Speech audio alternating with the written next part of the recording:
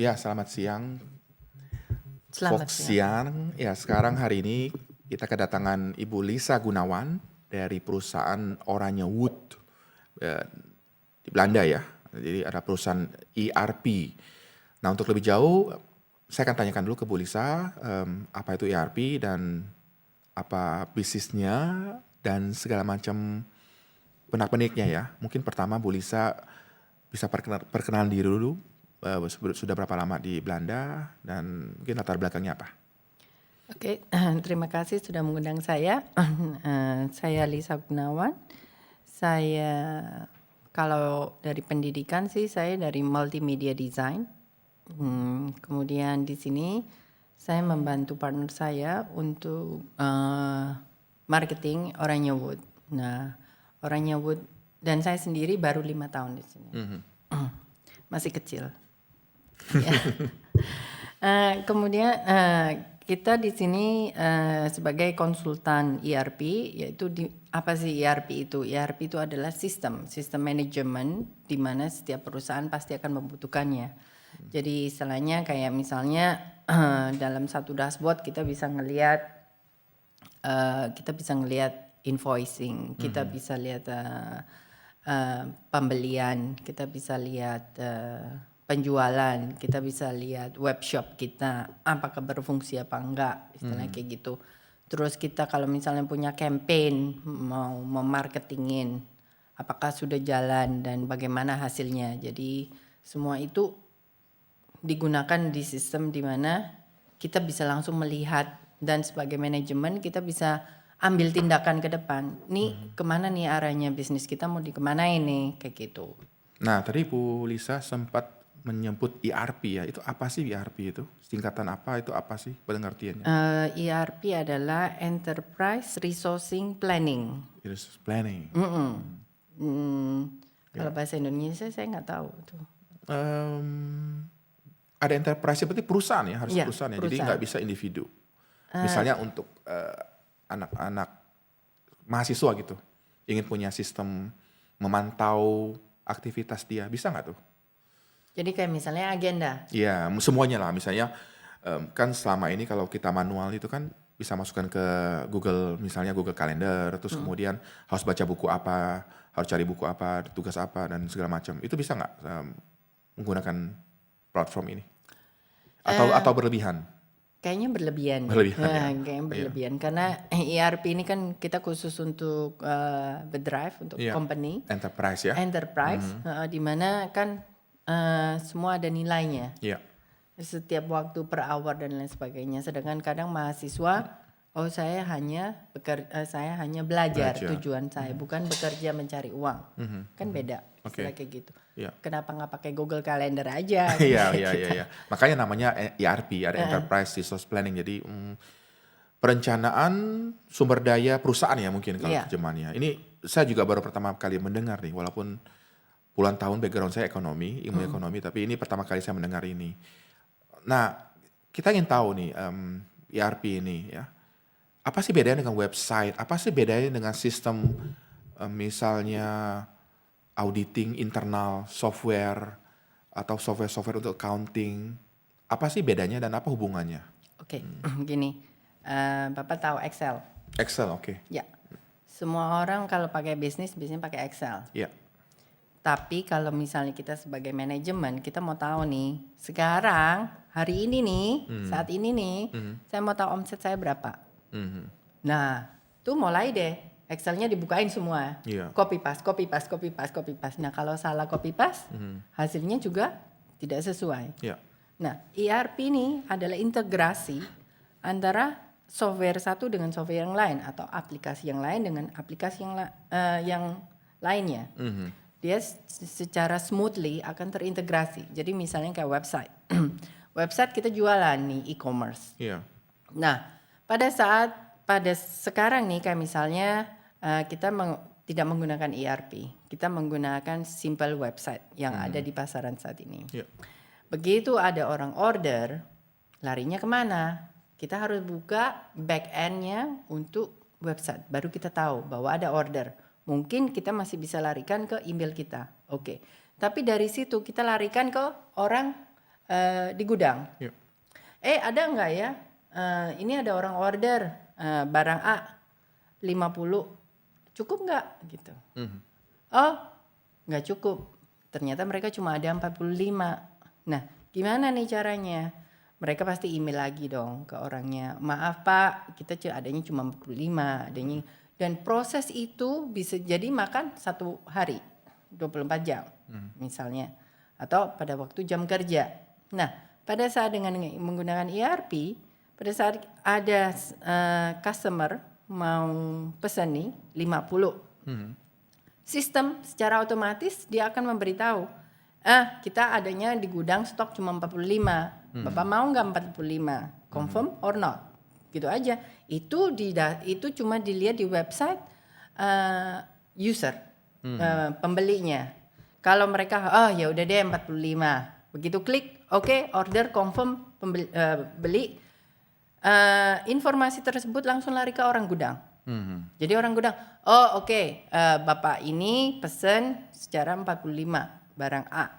Yeah. Mereka langsung packing. Dari packing itu mereka langsung telepon ke orang DHL, tolong dong diambil. Nah, proses-proses itulah yang menjadikan kenapa ERP ini suatu sistem yang menurut saya harus dipunyain oleh setiap perusahaan. Apalagi kalau kita di Belanda gini, kita kan main source-nya sedikit. Yeah. Nah, kita butuh bantuan mesin nih, engine. Butuh yang namanya automation. Sistem yang automation di mana semuanya jalan sesuai dengan yang kita bayangkan. Kita cuma lihat hasil resultnya terakhir. Apa yang saya harus lakukan hari ini. Gitu. Itu Iya. Nah, ERP ini kan sistem ya. Nah, kalau perusahaan Oranye Wood ini, apa sih yang dijual? Apa sih yang didapatkan oleh konsumen misalnya? Ya berarti kan sebagai klien ya, itu apa sih? Apa bentuknya website, bentuknya software atau apa? Jadi gini, tergantung, otomatis pasti akan mendapatkan software. Nah, tapi software ini kita harus melihat dulu kebutuhan Bapak di perusahaan sampai mana skalanya. Apakah skala kecil, skala besar, atau internasional, gede. Nah, itu semua kita punya sistem ini kayak Lego. Jadi kita bisa mulai, base-nya kita akan install, kemudian kita akan Customize gitu ya? ya, bisa customizing, tapi berdasarkan dengan kebutuhan. Karena pada saat ini kebanyakan software-software yang ada tuh tidak berkembang dengan apabila perusahaan itu berkembang. Jadi dia cuma stagnan, sampai saat ini aja gitu. Gimana kalau omset sampai 1 million euro? Apa yang harus kita lakukan? Bagaimana dan lain sebagainya, itu kan dengan adanya perkembangan ini, dengan sistem yang ada kita ini, kita bisa customize untuk lebih lagi kayak gitu. Iya. Jadi standarnya sudah disesuaikan. Kemudian kalau misalnya takut dengan tax, pajak kayak gitu, kan kita juga langsung sinkronisasikan dengan pajak di Belanda kayak gitu. Nah, ini misalnya sebagai klien ya, saya analogikan misalkan kita beli Microsoft Office gitu ya. Kita bisa beli, kemudian kita gunakan, kan lepas tuh. Dan kalau ada tambahan baru, kita baru beli, itu download dan install kan. Ada masalah, kita bisa email misalnya ke customer service. Ini kok saya hang terus kalau buka atau apa. Kalau Oranye Wood ini, dia hubungan seperti apa dengan kliennya? Apakah klien beli, putus, atau mereka harus membayar misalnya abodemen tiap bulan, dan ada bantuan-bantuan lain misalnya konsultasi, dan apakah kalau ada konsultasi itu bayar lagi atau termasuk dalam perjanjian itu? Jadi tergantung, karena tiap perusahaan beda-beda. Ada yang misalnya kita sistem install sekali, mereka sudah bisa semuanya, mereka tidak ada masalah, oke, kita putus. Tapi kalau mereka ada masalah, mereka baru telepon kita bantu. That's it. Ada juga yang abodemen, istilahnya dalam arti kita ada support per bulan. Nah, support yang kita lakukan itu juga beda-beda. Maunya di mana? Bagian audit, bagian kalau misalnya ada error, ada sesuatu, itu kita langsung jump in, atau bagian finance juga kita bisa bantuin. Karena kita punya klien juga, mereka maksudnya berdrive di Belanda Di Belanda nih. ya? Mereka tiap bulan kan juga harus laporan tuh. Mereka pengen tahu nih gimana nih caranya kita ngeliatinnya semuanya, terus kemudian kita ekspor laporan itu dari sistem, kita langsung ke bookkeeping kita misalnya. Dari bookkeeping dia langsung lariin langsung ke kemana tax yang di Belanda ini. Iya. Kayak gitu. Jadi bisa di-link-kan ya ke misalnya ke tax gitu. Bisa. Linknya itu sejauh apa? Apakah langsung dibuatkan laporan pajaknya sehingga nggak perlu konsultan pajak lagi, atau hanya tampilan awal gitu? Jadi draft dari laporan pajak. Kalau dulu saya implementasi yang di Indonesia itu, kita bikinkan sampai dia akan mengeluarkan bukti faktur pajak. Dari faktur pajak ini mereka hanya tinggal langsung kirim ke perpajakannya, udah selesai, nggak perlu ngapa-ngapain. Kayak gitu. Dan itu ada verifikasi nggak kalau misalnya kan ada melakukan pajak tax return itu kan kita harus ngecek tuh benar apa enggak gitu. Apakah yang kurang atau tidak. Ini sampai siapa yang ngecek itu? Apakah konsultan pajak atau biasanya book holdingnya ya? Book holdingnya aja ya, jadi gitu ya. Dia yang bantuin ngecekin, kita hanya kasih dia laporan, ini keluarnya kayak gini dari sistem, udah di-comparein aja kayak gitu. Jadi lebih simpel ya? Lebih simpel, jauh lebih simpel. Jadi misalnya kita nih pekerjaan 6 jam, dengan adanya automation ini kita cuma ya mungkin 30 menit udah selesai, udah kelar gitu. Nah di Eropa juga ada beberapa isu yang penting nih, itu GDPR kalau misalnya tahu, ini tentang informasi pribadi. Nah makanya banyak perusahaan luar itu susah masuk di Eropa karena harus comply kan dengan GDPR itu. Misalnya contohnya di sosial media itu perusahaan harus comply, misalnya tidak boleh menyimpan data pribadi, atau kalau ingin bisa diiklankan oleh perusahaan tersebut, user itu harus pencet tuh, misalnya saya bersedia kalau data browsing saya direkam atau dijadikan iklan. Nah, untuk comply dengan GDPR ini, apakah ERP atau Oranje Wood ini juga mengintegrasikan itu? Iya, jadi di sistemnya sudah ada. Jadi kalau misalnya biasanya itu kalau GDPR yang saya perspektif kan Eropa. Itu jadi kalau misalnya website kita ada cookies tuh biasanya tuh, dia nanyain do you accept the cookies or not, kan kayak gitu. Nah itu juga salah satu syarat yang di EU harus diharuskan. Kenapa seperti itu? Jadi kita bertanggung jawab terhadap privacy setiap orang user yang menggunakan kayak gitu. Itu sudah ada di dalam sistem ini, sudah terintegrasikan kayak gitu. Dan itu juga biasanya dipakai untuk kita melihat traffic website. Karena saya juga major di website, jadi saya ngerti kalau kita menggunakan itu accept or not accept, kita bisa tahu traffic dan kita bisa tahu apakah campaign kita, marketing kita itu berjalan apa enggak. Seperti itu. Nah sejauh ini perusahaan Indonesia, tadi Bu Lisa bilang ya, tadi ini kan baru masuk ke Belanda ya, untuk belum ada perusahaan Indonesia yang sebagai klien. Kalau pengalaman di Indonesia, ada perusahaan apa saja yang pernah ditangani? Saya dulu pernah nanganin perusahaan sepatu, terus kemudian perusahaan ada retail juga kayak supermarket kayak gitu. Tapi dia nggak cuma buah-buahan, tapi dia kayak IKEA, jual semuanya. Terus kemudian saya ada perusahaan apa lagi? Saya ada koperasi, juga keuangan kayak gitu. Apalagi ya, banyak sih, ada trading juga. Trading ya, ekspor impor juga mungkin. Iya. Bisa dengan menggunakan ya dulu saya punya ada customer yang di Jakarta tuh import ekspor bawang putih dari Cina. Jadi dia juga pengen tahu karena fluktuatif banget kan kalau bawang tuh. Nah mereka kan juga otomatis butuh sistem yang ngasih tahu nih kapan nih saat ini kalau misalnya aku pesan 2 kontainer kira-kira berapa costnya dengan menggunakan range, dengan kurs yang kita harus tahu juga. Terus habis gitu pergerakan fluktuatif harga bawangnya. Jadi menggunakan sistem itu buat mereka jauh lebih simple kayak gitu. Jadi mereka nggak perlu ngitung lagi nih, ngitung manual Iya, satu-satu. kapan itu ya, kapan ini. Kan Ya, capek ya, banget ya, kan ya Pak ya. ya. Heeh. Nah, cuma masalahnya bisa nggak melakukan otomasi? Iya. Ada eksekusi. Misalnya gini, tadi kan bisa misalnya kita melakukan otomasi, link ke harga bawang putih di dunia misalnya, kita akan beli atau jual ketika range sekian. Bisa nggak dia melakukan eksekusi, misalnya langsung beli jual? Itu bisa?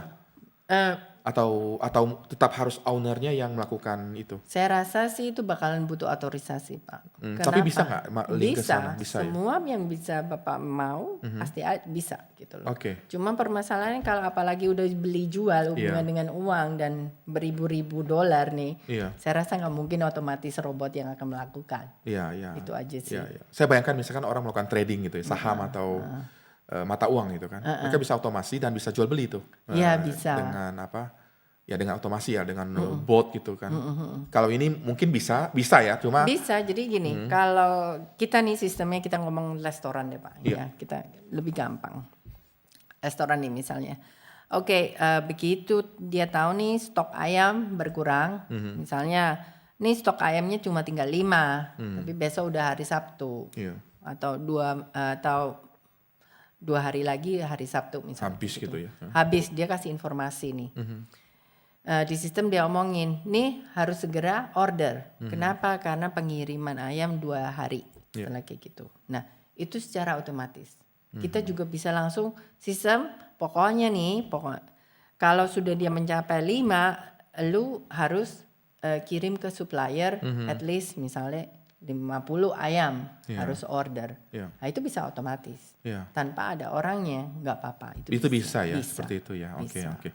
Ini kan dari sejauh ini kan Bu Lisa yang cerita nih bagaimana ini bekerja. Kalau ada calon klien atau customer yang ingin mencoba, bisa nggak sih dari websitenya? Jadi bukan hanya, saya sempat browsing ke website Oranyawood ya, .nl kan. Kemudian tidak ada seperti simulasi atau trial gitu. Iya. Ini gimana kalau ingin, biasa customer itu ingin coba dulu nih trial itu. Ada nggak sih trial untuk klien atau customer? Ada. Biasanya kita aspreken, maksudnya meeting Ya, bikin dulu. janji dulu ya. Wah, bikin janji dulu. Kita juga pengen tahu backgroundnya apa, karena aplikasinya segitu banyak. Jadi nggak mungkin customer akan mencobain. Iya. Biasanya kita akan bikin janjian dulu, misalnya oke, bagian restoran, kita akan installin aplikasi-aplikasi yang sesuai dengan restoran. Iya. Kita nggak akan kasih aplikasi yang buat pabrik, Oke. ya kan? Nggak ada hubungannya itu loh, misalnya Iya, kayak iya. gitu. Atau reparasi motor kan nggak ada hubungannya. Iya. Jadi kita installin itu dulu, kita demoin ke mereka, ini loh kayak gini alurnya, jalannya. Baru setelah itu kita ada kasih waktu buat customer untuk coba sendiri. Berapa lama itu Bu? Kurang lebih 1 bulan. 1 bulan ya. Jadi bisa ngecekin, bisa ngeliatin kira-kira nih kalau saya masukin sendiri gimana, kayak gitu segala macam. Dan selama grace period apa ya? Trial itu Iya. mereka nggak bayar? Bayar atau Nggak bayar, Nggak bayar nggak ya. perlu bayar. Jadi intinya perusahaan ini harus tetap datang ya ke klien ya untuk menginstal ya. Jadi nggak seperti misalnya saya beli misalnya Office gitu. Saya nggak butuh Excel, saya nggak perlu install, nggak seperti itu ya. Jadi Nggak boleh. mereka harus tetap diinstalkan oleh perusahaan ya. Karena kan kalau kita memberikan kebebasan seperti itu bisa jadi kebanyakan customer no saya nggak mau loh. Kenapa? Ternyata kalau kita lihat lah kamu orang restoran tapi ngelihatnya orang pabrik. Oke. Nah gimana? Kita kan nggak tahu juga. Tiba-tiba cuma oh sorry no Lisa it's okay. Iya. Gitu. Iya. Dan bagian dari rekomendasi itu kan ada proses konsultasinya tuh. Itu apakah di-charge juga atau enggak? Atau hanya di-charge untuk software-nya saja? Enggak, untuk awal kita nggak akan nge-charge untuk biaya konsultasi. Tapi begitu nanti kita masuk bisnis analis, itu yang akan kita charge. Jadi di-charge-nya software-nya dan juga nanti konsultasi sebagai data Iya, analisnya. konsultasinya sebagai bisnis analis. Karena kita kan kalau sekarang nih kita ngomong, oh saya punya masalah di restoran nih misalnya.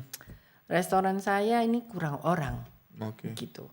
Terus cari orang susah, Ya. oke, common banget gitu kan. Ya. Nah, terus gimana nih solusinya? Habis gitu menu ini kita kerja keras lah istilahnya kayak gitu. Ya, yang satu yang perlu kita telusurin dulu nih mau kemana arahnya. Mau diperbaikin bagian dapurnya atau internalnya atau eksternalnya. Karena kalau untuk cari orang ya kita mungkin saranin ke agency, labor agency. Bisa juga langsung dapat orang, istilah kayak gitu. Jadi kita perlu ngobrol dulu nih sama orangnya. Kebutuhannya sampai mana? Lu punya problem apa? Sama kayak ke dokter deh. Sakitnya apa? Kalau bilang nggak tahu, kayak gitulah. Dokternya gimana mau kasih obat gitu, mau ngecek kan kita perlu ngasih tahu, kayak gitu. Jadi kita sistemnya kayak dokter gitu. Tapi khusus untuk perusahaan. Dan mungkin mudahnya ya, ini kan kita ngomong gini kan mungkin ini pendengar juga nggak ada gambaran nih seperti apa. Mungkin kita bisa coba contoh dari misalnya bisnis yang paling banyak dilakukan oleh orang Indonesia di Belanda ya, misalnya restoran ya. Itu kira-kira mereka harus bayar apa aja? Mungkin bisa sebutkan dan rate-nya berapa harus mereka bayar gitu. Nah, misalnya contohnya mungkin atau gini, saya akan buka restoran misalnya. Restoran apa ya misalnya ya, Nasi Rames. Nah kira-kira kalau dari sisi Bu Lisa, ini saya harus bayar berapa per bulan, per tahun, dan kalau ada yang khusus gitu ya, saya harus bayar berapa lagi misalnya. Nah ini tergantung juga Pak. Kalau Bapak misalnya mau buka restoran Rames, Bapak mau involve di dalam, atau Bapak panggil orang untuk yang jualan biasa. Karena sekarang juga ada sistem otomatis yang kayak misalnya Bapak tahu nggak, kalau kita beli minuman kaleng di jalanan tuh misalnya atau di station. Nah kayak gitu kan kita masukin di dalam atau frikandel. Di Amsterdam tuh banyak tuh. Kan cuma box kita dimasukin.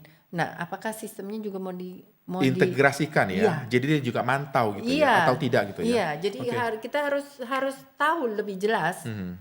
Mau kemana nih arahnya? Kalau misalnya saya cuma satu orang nih. Tapi saya mau buka restoran khusus untuk nasi rames. Kalau saya nih saranin, saya masak mungkin dari kemarin, hari ini saya bungkusin ini satu-satu, saya masukin ke mesin, nanti orang lewat tinggal beli, dan itu buat saya. Beda. Itu otomatasinya seperti itu. Begitu kelihatan habis, ya udah habis, besok lagi saya bikin. Jadi saya nggak capek, saya nggak mau masak tiap hari, pagi, siang, malam, masak hanya untuk customer yang nggak belum jelas ya gitu ya. Yang belum jelas. Karena itu gitu. resiko kan. Apalagi kan kalau kayak gini kita harus tahu lokasi di mana.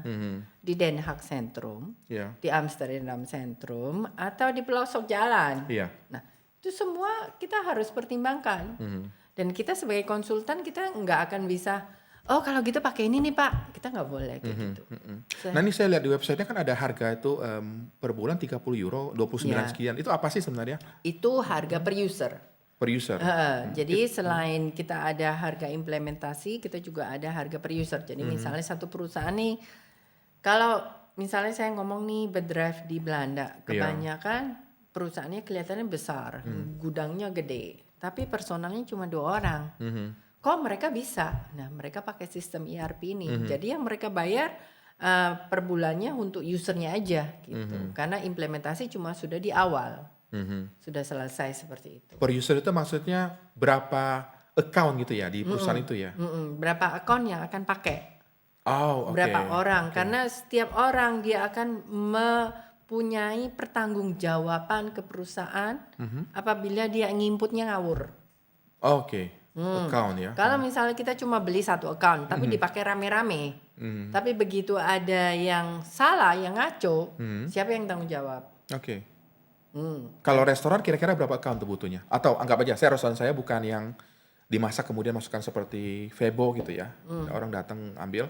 Ini masak di tempat gitu. Jadi paling lama misalnya anggap aja masakan yang saya masak itu hanya bisa bertahan 2 hari. Jadi masak hari ini untuk besok masih bisa. Itu kira-kira butuh berapa account dan butuh saya bayar berapa? Wah itu susah saya informasikan. Tapi kalau misalnya dari Bapak yang kondisikan, kemungkinan cuma butuh 3 atau 4 user. Jadi kali 29 euro tadi ya. per bulannya. Per bulannya. Terus kemudian pengeluaran apa lagi yang perlu saya bayarkan? Konsultasi implementasinya. Dan itu berapa Bu bayarnya? Per bulan atau per tahun? Enggak, atau gimana? hanya sekali datang aja. Oke. Sekali kita kemungkinan bisa implementasikan dengan standar sistemnya dalam 5 hari, 7 hari kerja. Itu sudah kelar, jadi semuanya sudah berubah semuanya. Iya. Dan ya kita nggak tahu range-nya sampai gimana, sampai seberapa dalamnya seperti itu. Iya. Apakah hanya untuk jualan? Karena di situ juga ada POS, ada juga untuk kebagian kitchen. Iya. Dia juga butuh printer untuk di kitchen itu. Dia menerima pesanan lalu ke kitchen. Iya. Terus ada juga kalau misalnya yang sistem sekarang tuh mereka ada dashboard di depan tuh kayak McDonald. Iya. Saya mau order tinggal dipencet. Iya. Nah, apakah juga pakai itu? Nah, itu kita enggak tahu. Kita harus jelas tahu. Sehingga kita bisa menentukan berapa sih kira-kira harganya. Dan bagaimana dengan pembelian alat-alat tersebut. Iya. Apakah Bapak mau beli sendiri atau melalui kita? Bisa ya lewat Bisa. perusahaan ini. Jadi kita bisa bantuin juga, sekalian kita langsung instalikan. Oke. Jadi langsung kita cobain di kantor, kita cobain berapa banyak nih kayak gitu, seperti itu. Ya tapi yang bisa orang ingin tahu itu kan berapa sih biayanya? Andai kata misalnya setting up seperti yang disebutkan oleh Bu Lisa ya tadi, itu kira-kira harus bayar berapa Bu Lisa? Atau range-nya misalnya berapa kira-kira? Jadi supaya calon klien juga ada gambaran dia harus mengeluarkan berapa sih? Ya itu untuk sama setup itu? kayak mau beli rumah tapi nggak tahu ukurannya. Oh gitu ya? Iya. Jadi saya juga Iya, iya. bingung mau berapa duit nih yang perlu dikeluarin. Tapi kalau saya sih range ya mungkin sedia budget 10.000 lah 10.000 untuk sekali itu ya? untuk Sekali sekali itu ya? Oke. Dan itu bisa kurang bisa lebih. Jadi Iya. tergantung juga kebutuhannya nanti sampai mana. Itu di luar dari yang user tadi ya? Di luar dari Dan untuk langganan, ini ada nggak misalnya minimum subscription ya? Misalnya berapa tahun atau dan bagaimana kalau misalnya perusahaan itu ingin stop gitu, itu gimana tuh? Nah kalau stop berarti kan database-nya juga hilang Pak. Iya, nggak maksudnya ada minimum misalnya subskripsi, misalkan dia hanya ingin coba setahun gitu, itu bisa nggak? Bisa atau 6 bulan misalnya? Kalau 6 bulan kayaknya lebih mahal, terus terlalu singkat untuk mencoba sistem di suatu perusahaan. Iya, fixed cost-nya terlalu mahal ya. Iya. Jadi untuk testing hanya 6 bulan, kayaknya kok nggak worth it banget. Gitu. Atau bisa juga misalnya perusahaan restoran itu nggak laku kan? Dia bukannya cut cost gitu, cut loss. Jadi memang karena faktor itu mereka harus tutup gitu. Tapi dari sisi perusahaan Oranye sendiri itu nggak ada batas ya? Nggak ada batas. Ya, Bisa bayar bulanan, bisa bayar langsung 1 tahun, mungkin dapat diskon. Bisa bayar juga per 3 tahun, Iya. per 5 tahun. Oke, itu lebih murah lagi mungkin ya. Murah lagi, lebih diskon lagi mungkin 20%, 25%. Oke. Selain diskon waktu, maksudnya periode ya, ada nggak paket-paket lain lagi? Misalnya kalau dia feature-nya lebih besar itu lebih mahal atau lebih sedikit lebih murah, itu ada nggak? Atau misalnya contohnya restoran itu hanya butuh 10 feature, tapi sementara kalau perusahaan misalnya produksi itu butuh 30, itu sama nggak sih ininya? Jadi gini, mungkin kalau dari sisi kita nih, kita biasanya akan oke, kalau kamu mau jalan dulu restoran, restorannya aja dulu yang dijalanin gitu. Karena ada butuh kasa, butuh ke dapur, butuh ke manajemen untuk ngelihat stok. Itu aja dulu. Kemudian setelah mereka feeling nyaman, pakainya enak, kita baru nambahin, ayo mau ke produksi. Mari kita instalin bagian produksinya. Produksinya apa nih? Nah, karena di depan sudah jalan, jadi tinggal di belakangnya. Jadi kita tidak pernah menyarankan, ya memang kalau kita sih oke-oke aja, tapi dari sisi kita sih, kalau langsung semua sistem dijalanin, saya rasa sih usernya nggak mampu. Kayak gitu. Dan juga mungkin bingung sama sistem daripada sama bisnisnya. Iya betul. Nah, kalau bisnis nggak jalan, nggak ada duit masuk, juga nanti kita yang disalahin. Betul. Gara-gara nih sistemnya susah amat nih, kayak gitu. Jadi yang kita lakukan adalah kita play safe aja dulu.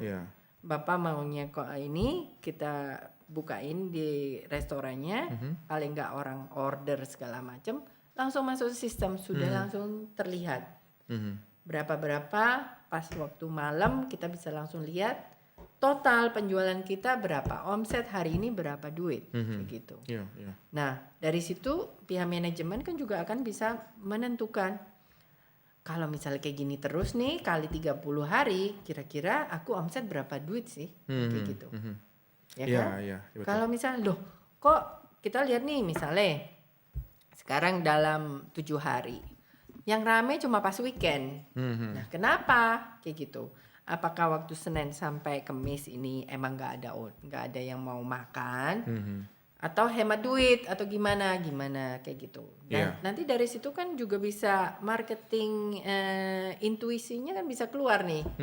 Oh kalau gitu tiap hari Senin sama Kamis nih kita kasih free nasi deh. Kayak gitu. Oh orang tetap datang lagi dong Pak, kayak gitu. Ya itu kan? bagian dari Itu bagian juga. saran dari, maksudnya itu bagian dari analisisnya software ini atau itu harus dari ownernya? No, Maksudnya apakah memberikan juga seperti saran seperti itu? Dari sisi konsultan kita akan memberikan saran itu. Maksudnya manusia kan, bukan dari mesinnya itu ya? Bukan mesin adalah hanya platform, hanya mesin aja kayak gitu. Tapi kalau misalnya, kalau misalnya owner merasa ya good idea Lisa, misalnya kayak gitu, kita kasih free nasi. Nah kita sistem di dalam situ sudah ada sebenarnya, cuma kita ngasih tahu ini loh caranya kalau ada gratis nasi. Memasukkannya bagaimana. Jadi pada saat kita memasukkan gratis nasi itu juga ada hubungannya dengan stok nasinya. Berapa duit, berapa ini. Jadi nanti mereka bisa ngitung. Gak cuma asal kasih gratis, tapi kita bangkrut. Iya betul. Iya otomatis kita nggak mau. Ini di awal setup atau setelah berjalan perusahaannya? Kita biasanya tergantung makanya. Jadi tergantung kebutuhan bisnis tersebut. Jadi kalau misalnya udah running nih, biasanya udah running. Terus habis gitu yang akan kita tanyakan pertama, apa yang mau dirubah? Itu setelah misalnya dari awal perusahaan, kita akan nanya. dari awal dulu ya? Dari awal kita akan nanya, Bapak sekarang mengalami apa? Apa sih kok yang bikin Bapak stres nih apa? Kan misalnya gitu kita nanya. Oh aku punya omset nih berkurang. Kayak gitu. Loh kenapa kok berkurang? Apakah produknya kurang bagus? Apakah ini? Oh enggak Bu Lisa ini misalnya mereka cerita nih. Jadi pas weekend tuh oke, tapi kalau Senin sampai Kamis sepi gitu sepi. ya. Nah kita kasih tahu, oh mungkin Bu ya nih kita bisa kasih kayak gini. Ini sistemnya bisa kita settingin kayak gini. Kayak gitu. Mau nggak kan gitu. Nah ini kan kalau prosesnya misalnya klien dan Bu Lisa itu kan dalam udah pertemuan ya, misalnya uji coba ya. Kalau yang belum pernah melihat sama sekali, itu ada nggak misalnya video simulasinya, video contohnya, atau apa yang seperti apa istilahnya ya, contoh gitulah. Jadi apa sih barang apa sih itu yang ERP itu? Bisa. Ada nggak sih videonya yang bisa dilihat oleh nanti saya kasih customer? link mungkin nanti saya bisa masukin juga di link websitenya, sehingga bisa lihat ini sebenarnya ERP yang kita maksud ini seperti apa sih. Iya betul itu. Jadi sistem-sistemnya, karena kalau untuk restoran kan juga ada yang namanya space apa sih namanya meja settingan itu berapa, itu semua sudah ada di situ. Even kalau hotel kayak misalnya B&B, kalau B&B-nya ada banyak misalnya kayak gitu, kita gimana sih ngaturnya, kan otomatis sudah kayak hotel ya. Dan dari website juga kita connectin dengan booking.com, dengan kalau yang di sini bol.com juga ada. Bol.com masih jualan ini. Jual beli sih. Ya, jual beli kan. Nah itu semua kita bisa integrasikan. Oke. Jadi tidak menutup kesempatan itu yang ada gitu, market sejenisnya. Misalkan ini sistem ini, platform ini ya, ini bisa untuk perusahaan sebesar apa sih? Ada batasnya nggak perusahaan? Nggak ada besar ya? sekali. Even Toyota yang di Jepang kapan hari itu mereka juga akan pakai. Oke, nah ini sekarang kebayang perusahaan yang banyak cabang ya, seperti misalnya di Indonesia misalnya Indomaret gitu, kan punya banyak cabang tuh. Manajemen ingin ada satu dashboard ya untuk bisa ambil keputusan termasuk misalnya tutup buka gitu, atau relokasi, atau juga dari logistik atau supply gitu. Bisa nggak membantu perusahaan itu Bisa. memantau secara real Bisa. dan juga memproduksi misalnya data-data sosial demografi. Misalnya gini, ini perusahaan punya beberapa cabang. Kemudian perusahaan itu makin maju. Nah, keputusan dia ingin ekspansi ke kota terdekat, ada beberapa alternatif misalnya, ada 5. Mana yang dipilih dan misalnya variabel-variabel apa yang harus diambil gitu. Itu bisa nggak software ini membantu? Bisa. Jadi nanti kita akan integrasikan dengan geolokasi. GIS ya? Ya, Dengan jadi GIS. dengan Google sendiri, Iya. kita kan bisa tahu, mantau di mananya. Kemudian kalau misalnya kita juga mau mantau per branch-nya, kita juga Iya. bisa lihat karena masing-masing user, masing-masing lokasi dia akan punya user sendiri-sendiri otorisasi di mana mereka nggak bisa lihat ke yang lain. Yang lain ya? Nggak bisa lihat cabang yang lain. Mereka hanya bisa lihat ya cabang ini saya sendiri ini gini gitu. Tapi kantor pusat bisa lihat Bisa. semuanya. Manajemen bisa lihat semuanya, Lihat semuanya. sehingga mereka bisa menentukan kenapa barang ini di lokasi A nggak kejual banyak, tapi di lokasi B jual banyak. Iya. Jadi akhirnya mungkin mereka, oke saya pesen dari gudang besar ini, nanti di lokasi B lebih banyak kan aja daripada yang A, karena sales yang di A kurang, seperti itu. Jadi hingga sampai sedetil itu program ini kita bisa lihat. Oke. Nah, bagusnya lagi kita juga bisa langsung liatin hari apa, jam berapa banyak produk yang terjual, Yang misalnya, laku yang gitu ya. laku gitu. Iya, iya. Tapi di ujung-ujungnya kan seperti itu kan butuh misalnya statistician ya, data scientist gitu. Untuk ngambil kesimpulan, inference kan. Apakah juga itu juga melakukan inference terhadap data-data tersebut? Atau hanya deskriptif saja, misalnya kita punya banyak sekali ribuan data ya, ini laku jam berapa, itu laku jam berapa. Tapi ujung-ujungnya kan butuh inference itu. Sebaiknya misalnya yang paling optimal itu seperti apa distribusi barangnya misalnya. Itu bisa nggak sampai segitu? Itu kan berdasarkan manusianya kalau sudah seperti itu. Iya. Cuma sistem ini dia akan merecord itu semua. Dia akan mengeluarkan dashboard atau laporan yang sesuai kita mau. Iya. Jadi saya mau lihat barang ini terjualnya kapan, di mana, dan lokasi mana yang paling banyak. Itu kita bisa lihat dari sistem ini. Dari situ kita bisa lihat, oh jadi manajemen gampang bikin decisionnya. Seperti itu bisa. Tapi nggak sampai ke membuat Action. perhitungan ya, bukan action aja, perhitungan. Perhitungan misalnya mengoptimasi profit. Misalnya gini, anggap aja saya punya perusahaan ada 10, tersebar di 10 kota. Iya. Oke. Beberapa di provinsi yang sama, beberapa agak jauh gitu. Nah kemudian saya rekanan dengan misalnya penyedia misal tempe gitu kan. Nah saya bisa nggak memasukkan formula distribusi tempe, misalnya saya harus jual 1.000 misalnya per hari. Itu yang paling optimal, itu berapa tempe di masing-masing toko, itu bisa nggak? Bisa. Optimasi, jadi menghitung Bisa. optimasi profitnya, bisa ya? Selama customer bisa memberikan kita rumus yang biasa mereka pakai Iya. untuk menghitung hal tersebut. Optimasinya ya? Iya, kita bisa customize. Oke. Jadi begitu sudah ada customize, kita create modul. Dari modul itu kita bisa langsung, mereka akan menarik sendiri data-data tersebut. Kita hanya bisa melihat result. Resultnya ke lokasi ini. Ya ranking misalnya, ini Ya, rekomendasi bisa. dari softwarenya. Pertama, ternyata 100 di sini, seperti itu ya. Bisa. Supaya kombinasi dari distribusi tempe tersebut itu memberikan profit maksimal. Ya. Itu bisa ya? Oke, luar biasa. Dan itu sudah dipakai banyak. Sudah contohnya ya? Sudah banyak perusahaan yang pakai seperti itu, Pak. Ya, Kan- ERP juga maksudnya.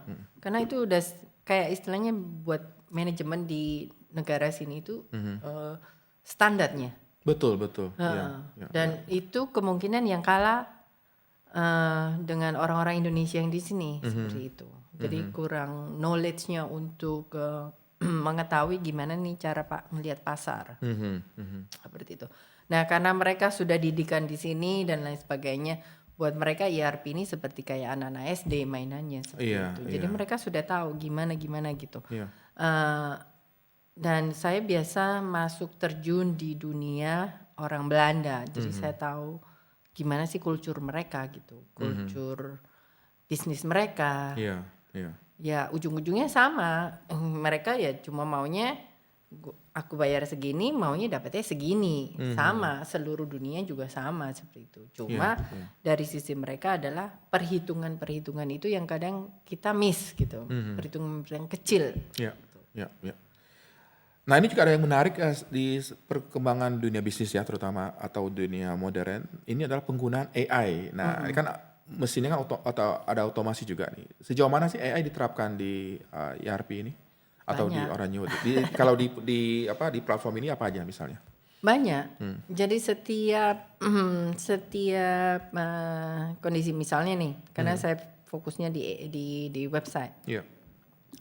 Dari AI kita punya ada AI yang di sistemnya, dia akan membantu saya untuk bikin kata-kata konten di dalam website. Konten ini yang nantinya apakah dari sisi satu, apakah ini bagus buat user untuk human? Iya. Apakah ini bagus untuk Google Search? Apakah ini bagus untuk AI reading? Dari situ kita bisa masukin oke, kontennya harusnya seperti ini. Kayak gitu.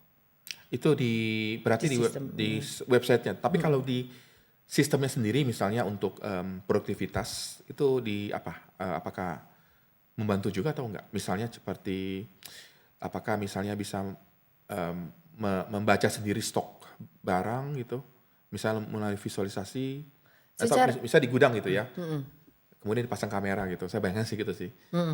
Jadi kamera itu bisa memprediksi atau menghitung jumlah stok yang masih ada, kemudian dia langsung inputnya masuk ke dalam platform, kemudian dilaporkan. Itu bisa nggak seperti itu?